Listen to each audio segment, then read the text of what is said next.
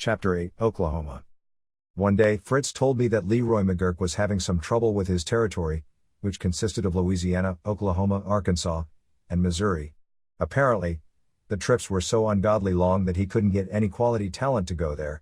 Leroy had Jack Briscoe and Danny Hodge, but they were local guys, and while they were great wrestlers and main eventers, there was no depth to the undercard.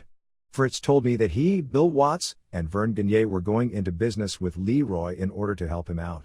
Vern was going to get 20% for sending talent in from his American Wrestling Alliance territory based out of Minneapolis. Fritz would get 20% for bringing in some of Leroy's guys for exposure on KTVT because that played throughout Leroy's territory, and Bill would get 20% for coming into Oklahoma and running Leroy's business for him. Fritz then asked if he could send me and Don to Oklahoma in order to help spike the territory.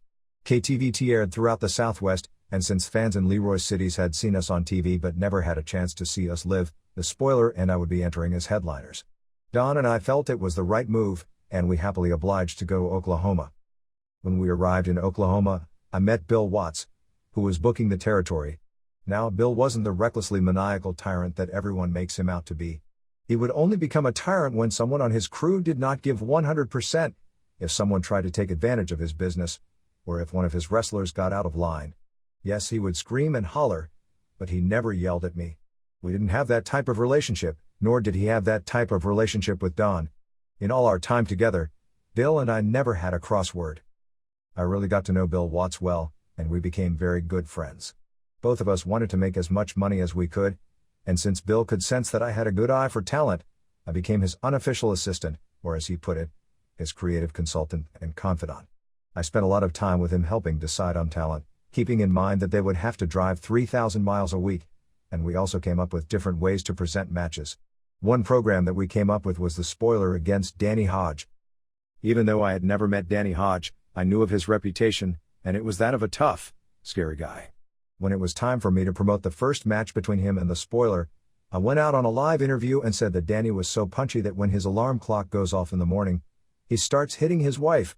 Danny walked right out, got in my face, looked at me like he wanted to kill me, and threatened, "Don't you ever say anything about my wife again." As soon as he left the room, I looked at the camera and deadpanned. You can imagine what his wife has to put up with. Leroy McGurk was the owner of the territory, and he was blind. One night the spoiler and I had a really exciting match against Danny Hodge in Tulsa, and the fans were going wild. When we came back to the dressing room, Leroy was asking his stooges how we did out there.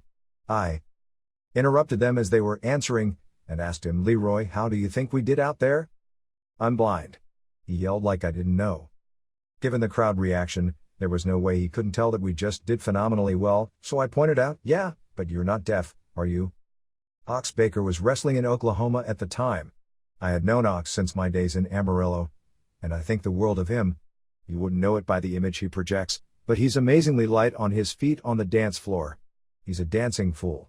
I very seldom went out to bars with the guys, but I would always go with Ox because I loved to watch him dance. And he sings, too.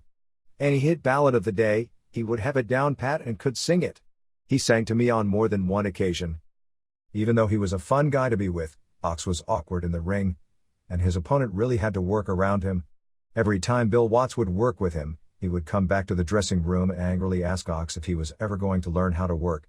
Ox came to me once, upset over how Bill was always picking on him for his work rate and accusing him of not knowing how to wrestle. To cheer Ox up, I said, "Well, how would Bill Watts know who's a good wrestler or not?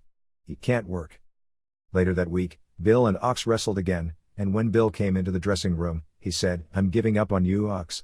You're never going to learn how to work." Ox replied, "Maybe I won't, but you wouldn't know it if I did, because Gary Hart told me that you can't work, either." Bill got red in the face, and I thought I was going to see his famous temper, but what Ox said was so comical that he had to crack up. Bill and I laughed at that story for years to come. That's the kind of relationship I had with Bill Watts. We just clicked, and could kid each other back and forth, and neither one of us ever took it personal.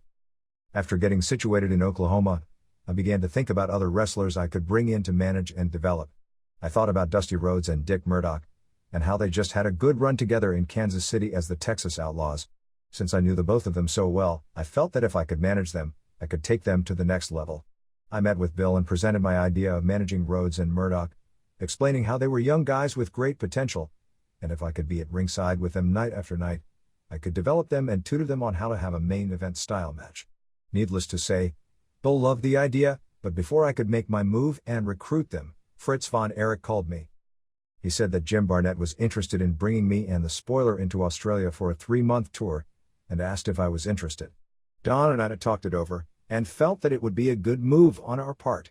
I also spoke with Bill Watts, and he was fine with us going to Australia. I appreciated his understanding, and was very excited for my return in 3 months so that I could really focus on Oklahoma, as well as the careers of Dusty Rhodes and Dick Murdoch.